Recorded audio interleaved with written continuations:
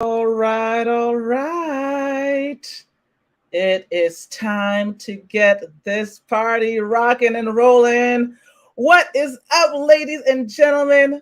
I am so thrilled for another edition of Ideas That Ignite. What is up, people? What is up? I am so thrilled to see you all here today. Listen, it is officially December of 2022.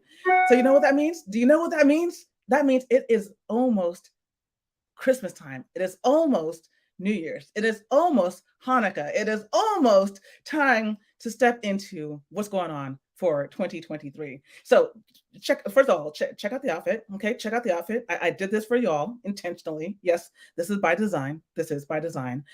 Even down to the green little bracelet here, right? I mean, come on, check this. I mean, if I could, I would have done like greenness on my nails too. But I'm gonna save that for another stream a little bit down the road.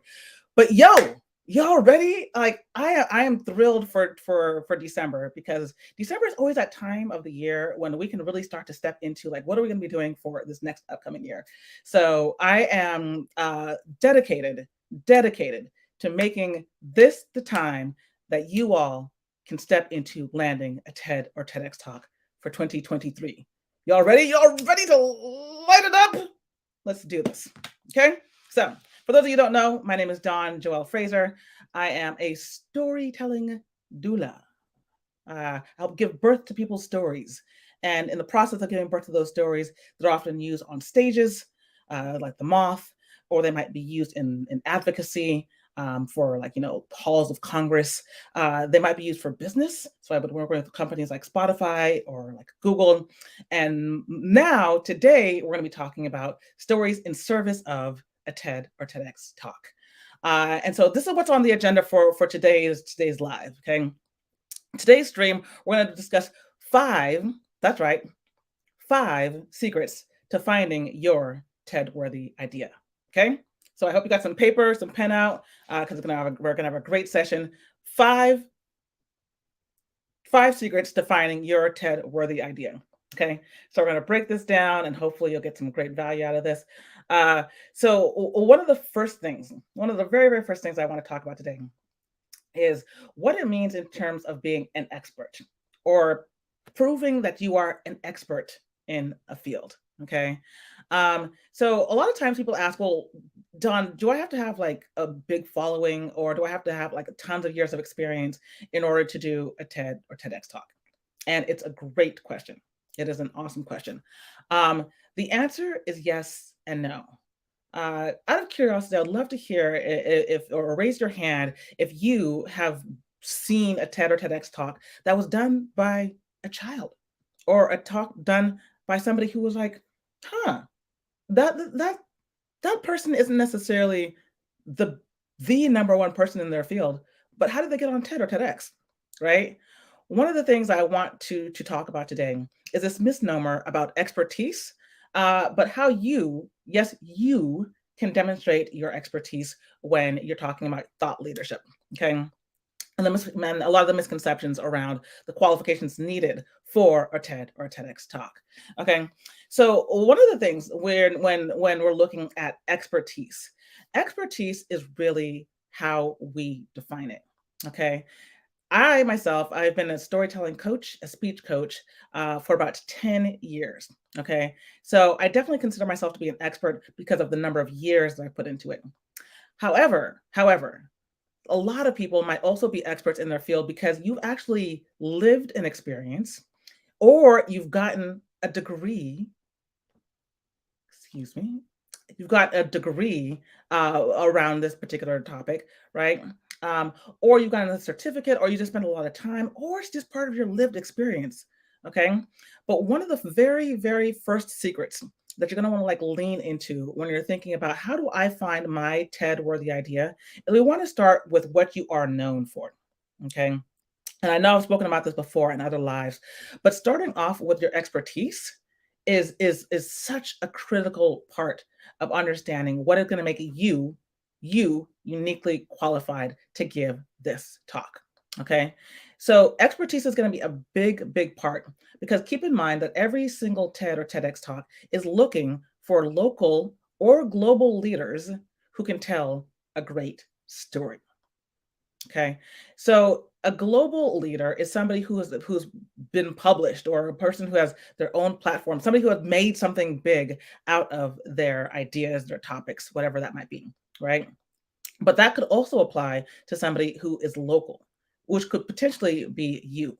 But when it comes to expertise, I was going through a couple of TEDx talks recently, and one of them that came up to in mind was done by a child, as Rachel mentioned.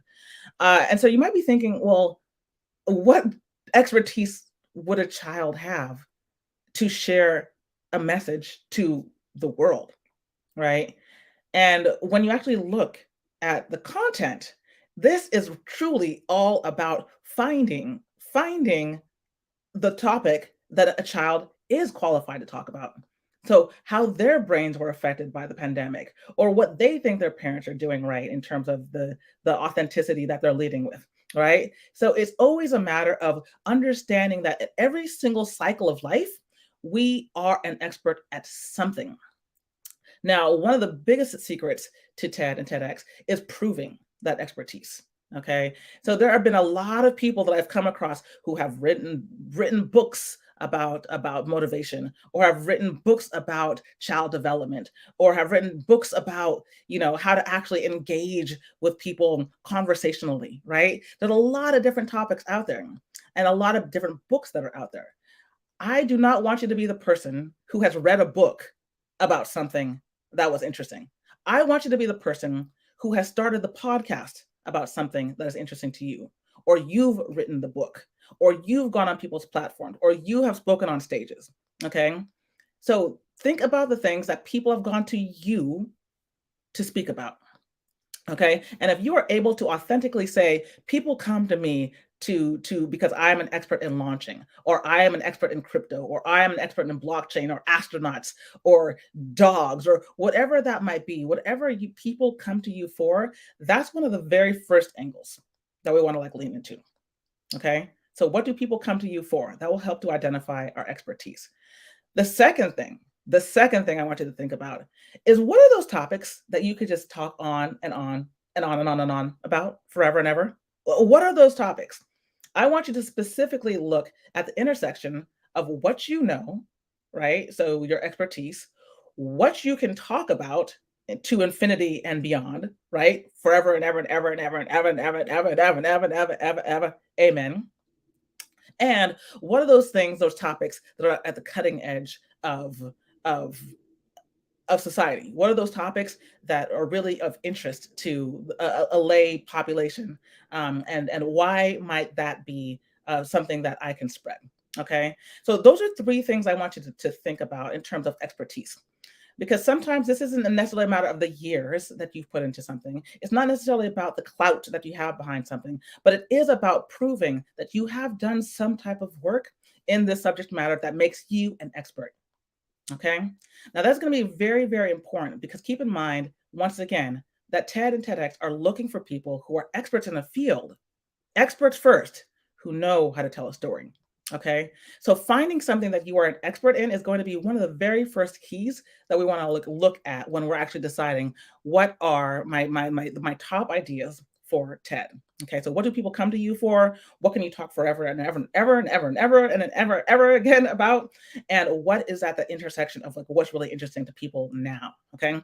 That's the first thing that I want you to think about in these 5 secrets. Okay.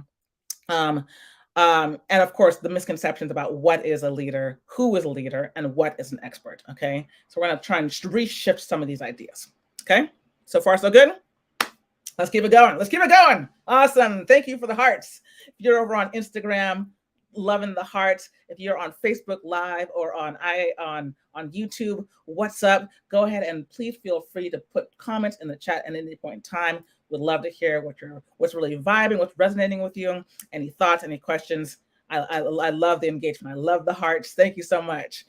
Okay, cool. So the second thing we're going to talk about is why you want to start with the end in mind. Why you want to start with the end in mind. Okay. So in storytelling, one of the things that we're always looking at is what is the arc of your story? So what is the beginning, the middle, and what is the end? Okay. Now, when we're looking at an arc of a story, we always want to say that the meat of it is going to be in the middle, right? The beginning is just a setup, and the end is kind of like leads you into that aha, that Oprah Winfrey aha moment, right? That leads you to a resolution or a conclusion. The reason, the reason why we want to start with the end in mind, because we want to reverse engineer what it is that you want people to tell.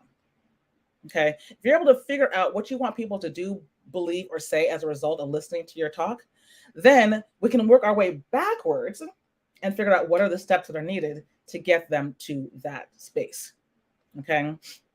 So if you want people to think differently about let's say how they feel about the holidays, perhaps, why not? Maybe you feel that people are really upset because they can't travel and see their families for the holidays.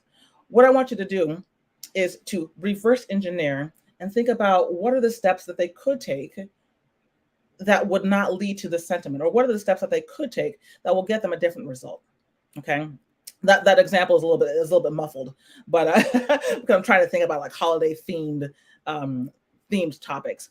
But in other words, like what I want you to do, I want you to think about the end in mind. Okay. So if you really want people to, for example, invest in blockchain or invest in crypto, because you see that that is going to be an excellent way for them to continue to provide for their families, I want you to think, well, what are the steps that are necessary for somebody who is pretty much a new audience member? What steps are necessary, or what steps will they have to take in order for them to get to this resolution as well? Okay, so you want to think about the end. What is the end game? Like, what do you want them to say, do, or believe as a result of this talk? And what are the steps, the micro steps that are going to get you there? Okay. Now, the reason why this is important, because because we want to be able to figure out exactly what are the moments that I've seen, or the moments that I've discussed, or I've had discussions with colleagues that actually lead me to this result. Okay, and then once you're able to like map out that, then you'll be able to refine it for an audience that perhaps has never been introduced to you, or perhaps never knows you, right? So in my case, the end result is for you to land a TED or TEDx talk. Okay. So now I have to figure out, okay, how do I reverse engineer that from step one? So you may have noticed that one of my most recent live streams was all about ready to land a TED or TEDx for 2023. Start here. Okay. We all start somewhere. And then the next step is going to be today's, which is like the five secrets of finding your TED worthy idea. Okay. I'm going to continue to build all the way until it makes sense, all the things that you need to do to land a TED or TEDx talk. Okay. But I want you to think about what is the end in mind. So if you start with the end in mind, it'll help you determine the path forward for your listeners. Okay. And that is also going to help you decide what is going to be the idea that I can most authentically talk about. Okay. That's point number two. Point number three. Point number three, y'all. This is one of my favorites. All right. Y'all having a good time so far? Y'all liking this? Y'all lighting it up with me? Yep. I feel you. All right, cool. All right. So point number three is why paying attention to your story and emotions is a key source of inspiration, drive, and certainty. Okay. This is the first part of the equation. Why paying attention to your emotions and your story is a key part of your inspiration. Have you ever just been really aggravated about something? Just really PO'd, just like over the top PO'd about something. Times that you are aggravated and you start to vent or you start to rant, those are good sources. A, for comedy often, but B, it also lets you know like what are those things that you're really annoyed when people do, or when people act in a certain way, or when people are doing X. Now, take those emotions and think about it relative to your field, or relative to your industry, or people who are outside of your industry, right? So in my case, I'm a storyteller, I'm a storyteller coach. And the thing that gets me really aggravated is when people lie about their stories. Now, the reason why I always vent and rant about this is because when I was learning to become a story coach, I was taught that you trust people on what they're saying. You trust people's words, right? What happens when the words that people are sharing with me as a coach are based off of lies? Here I am working with somebody and they are intentionally sharing lies, and I'm helping them shape and craft those lies to put them onto another stage, right? That is a major source of frustration for this communications coach like myself, right? Which got me thinking, okay, well, what does that mean in terms of my idea? Or what does that mean in terms of like the things that I think that people should do?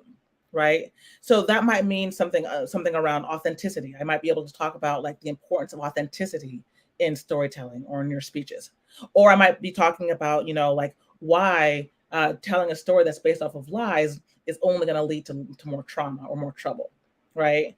So those emotions that you have around something that is related in your industry can really help to drive the things that are important to you and that you can talk about with authority, and probably going back to point one, you could talk about it forever and ever. Amen. Right.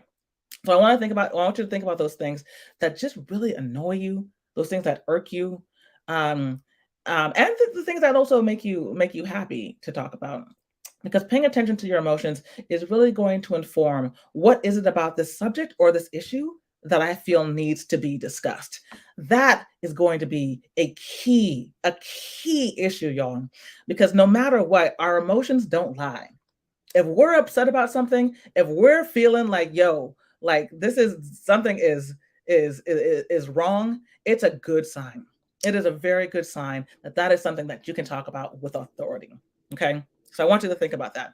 But there is a caveat to all this. I do not want you to specifically lean into those stories. Okay. I want you to think about those moments. So in my case, I'm thinking about those moments when people had lied to me in order to push forward either a political agenda or a social agenda, right? Um, but that story in and of itself is not, it is not your idea. Okay. But that moment when you got aggravated, that moment when I got aggravated, that moment that kind of got you like, going into a frenzy, that moment can serve as inspiration as to the why, as to the why this topic or this issue is important. Okay. Does that make sense? Go ahead and put a one in the chat if that makes sense to you all. I put a one in the chat. I'm seeing some lovely faces. Okay, great, awesome, awesome. I'm seeing y'all on all these different platforms today. This is an awesome session today. All right, thank you so much for being here. Okay, so that's the third thing, the paying attention to your emotions, because emotions are going to drive forward your specific idea. Okay, the fourth thing that I want you to think about is how you can validate. How do you validate an idea that's coming to mind for you? Okay. One of the things that a lot of people have been asking me lately is like, I have like a ton of ideas, Don. Like, how do I actually choose the one that's going to make the most sense for right now? Okay. So how do you validate your idea worth spreading? Guess what? Guess what? It's actually quite a simple process. Okay. Now, in addition to knowing what exactly it is that you want to be able to pitch, the good thing about this type of a platform, be it Instagram, be it LinkedIn, be it YouTube, be it Facebook, be it your own platform, be it your own somebody else's podcast, right? The great thing is your audience will start to let you know what is important. They'll start to ask you questions around things that are in your area of expertise. Okay. So when you're trying to validate an idea or a topic, one of the things I want you to do is to go back to your audience. Go back to your audience. Ask them, poll them, figure out, or just really start to pay attention to the questions that are being asked. Okay. Once you are able to like really get to the core of what are these questions and like why are they asking these particular questions, this is really going to help you validate your topic. Okay. Because if people are asking about it, there's a curiosity. Going back to the idea of emotions and stories, right? When people are curious about a particular topic, that starts to kind of give you a little bit of a hint. Like, okay, this seems to be like resonating with them. And the way that I'm articulating it is starting to land. Okay. So one of the things we always want to do is no matter what platform it is, social media, live in person, whatever it is, we want to validate our idea by going back to our audience and making sure that we're like checking in with them, that we're leaning into like whatever it is that they have questions about, whatever it is that really needs to be clarified for that to make sense. And then after that point, we want to go back to that audience. Okay. We want to go back to that audience and we want to try it out. We want to see, is this interesting to them? Is this actually making sense to them? Is this something that they're really, really, could be used for bigger and broader issues? Like, how do I actually get this out to the world? Okay. Because keep in mind that when you're speaking, when you're publicly speaking, a lot of times you're having a one-on-one conversation times 10, times 100, times 1,000. Okay. You're not talking to 1,000 people, even if there are 1,000 people inside of an auditorium. I want you to think that you are speaking to one person. Right now, I am speaking to you, Lance. I am speaking to you. And I'm speaking to all the other hundreds of thousands of people who might one day come across this particular live stream, right? So, but right now I'm speaking to one person, which is not true. I hope you're all are catching what I'm putting down. Okay, so speak to one, amplify that times a billion, amplify that times 1,000, amplify that times the number of people who are going to watch your TED or TEDx talk. Okay, so this is what you want to do in order to continue to validate that idea. Is not only do you go back to your audience, you ask them about their curiosities, you really lean into those questions, you peel back the why, but then you push it back to them. And once you start to explain it, see if it's starting to make sense. See if it's starting to make sense to that one person. If it's making sense to that one person, somebody else, to somebody else. And you'll start to see that once you refine that idea, you'll be able to amplify it. And it'll be much more interesting to a much broader group of people. Okay. This is how we want to go about validating our idea we're spreading. Because keep in mind, we do not want to guess. We don't want to guess what are the topics that are going to be interesting to a TEDx curator. We don't want to we don't just like throw spaghetti at the wall. We don't have time to be throwing spaghetti. We don't have time to be tossing things back and forth, without any type of indication that this is actually going to work. Okay, we actually want to put our time and our efforts into something that is going to make sense. So do that research and do that background research before you apply, and it's going to be a lot better for you. Okay, so I'm getting a question. If you guys are interested in joining this session live, we'll be doing these streams both on IG Live and on the Facebook Ideas That Ignite. Facebook Ideas That Ignite group. So if you're interested in that, go ahead and check it out. Facebook Ideas That Ignite group. We're also on LinkedIn. You can just follow me at Dawn Fraser, DAWNFRASER. So this is where you'll be able to lean into those live streams. But go ahead and keep those questions coming and those comments coming. If you have any comments or thoughts, or if there's anything that you want me to cover during these live streams, make sure that you also put those in the chat as well. Okay.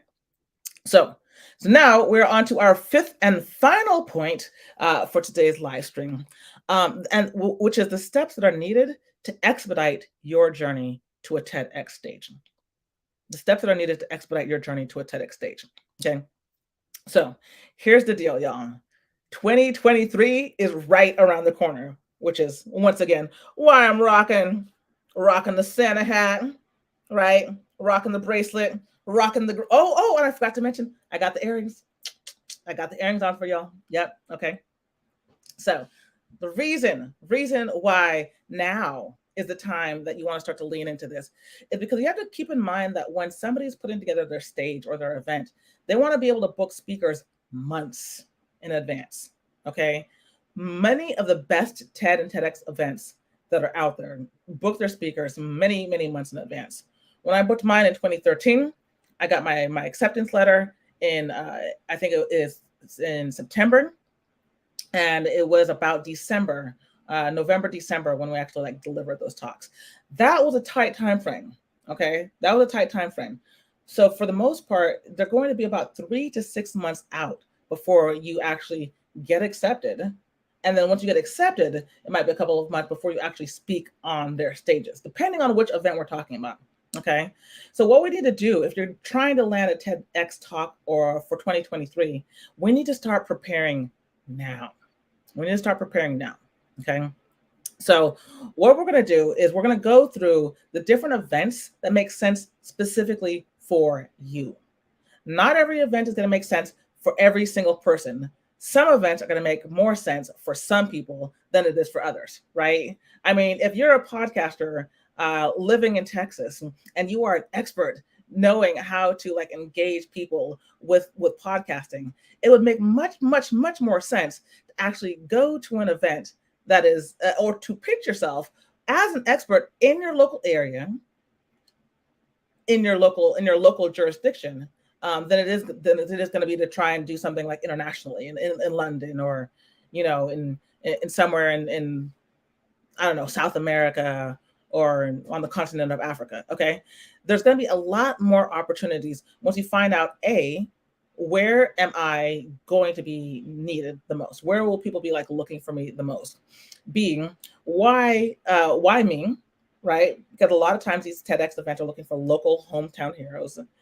And 3, what is the idea that's really going to like spark something for them to make them choose me? Okay.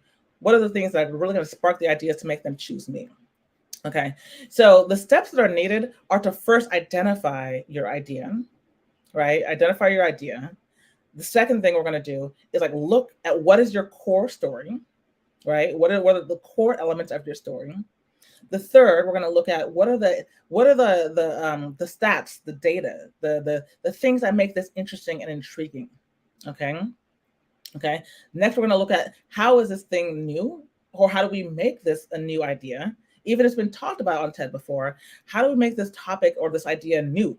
Like there's a new angle that we can put on this. How do we make that new? Okay. And then we're going to talk about what is the takeaway. So how do you put this in service of your audience? Now you were probably like, wait. That was a whole lot, Dawn. That was a whole lot. It's okay. It's okay. Because you know what? It's broken down for y'all. It's broken down into an acronym. You see this? You see this? Ideas that ignite. Okay. We're going to break down ignite. I-G-N-I-T-E. Okay. I is the idea. I stands for the idea. We're going to get the idea down to one sentence. Okay. I'm just repeating everything that I just said for that last part. Okay. The G is going to be the guts. It's going to be the story. It's the core story. All right. The next I is going to be the insights, like, right, the data that's driving your talk, or that could be intrigue if there's no necessarily data connected to it. Okay. How do I spell ignite? Oh, I'm sorry. You see what happens when we go live? A sister doesn't even know how to spell ignite. I need to take a sip. Hold on a second, y'all. You like my mug?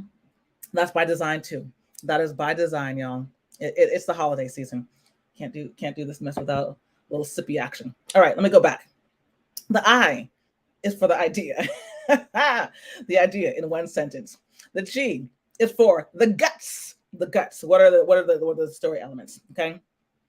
The N, forgot about the N.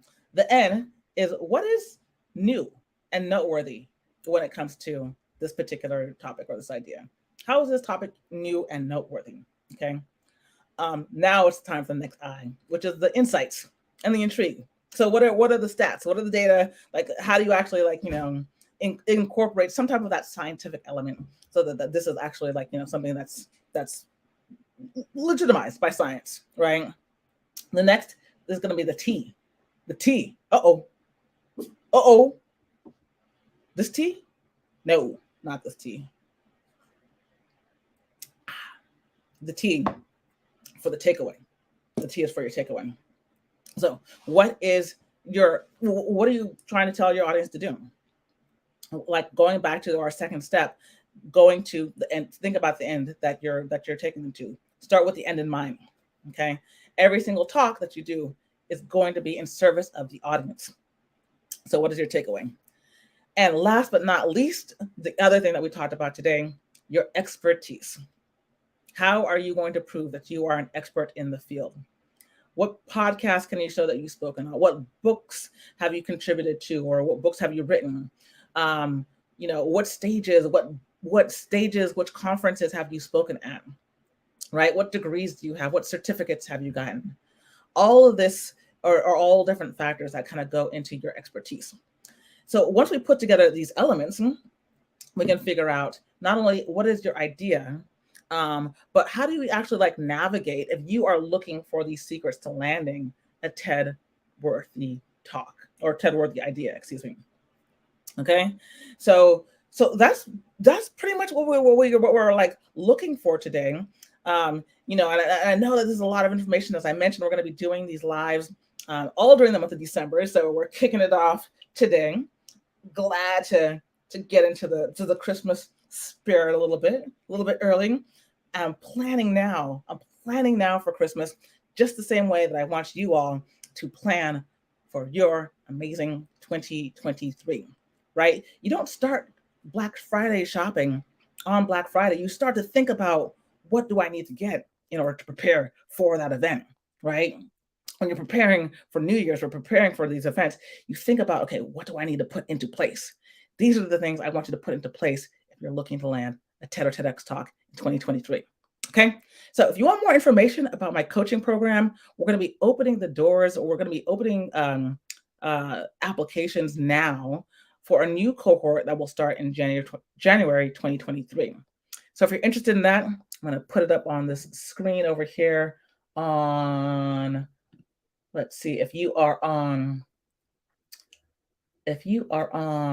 YouTube or if you are on Facebook, you'll be able to see that link now, which is ignite.donjefraser.com. And if you are on IG, you can go to the link in my bio. Just go to the link tree and you'll see a link that says apply for ideas that ignite. It'll take you to the exact same page, ignite.donjefraser.com, where you can find out some more information about my coaching program. And if you're interested, please submit an application, book a call with my team. Love to see how we can support you in this next stage of your journey. So yeah, hit me up. Would love to hear from you. Ignite.donjefraser.com. If go ahead and click that link in the bio, or up there, or it's somewhere. It's somewhere on one of these screens. Okay, so thank you for joining me. Here's to your idea that ignites. You can't see it. To your idea that ignites. All right, y'all. Happy December, and I will see you on the next live very soon. Take care. Oh, you want to say bye-bye? You want to say bye-bye? Come say bye-bye to the people. The dog wants to say bye-bye. Say bye-bye. I know. Yes. I wasn't sitting on her, I promise you. Yes, I know. She wants to go for a walk. You want to go for a walk? Yeah? You want to go for a walk? Okay, cool. We're going to go for a walk. See y'all. Thanks, Lance.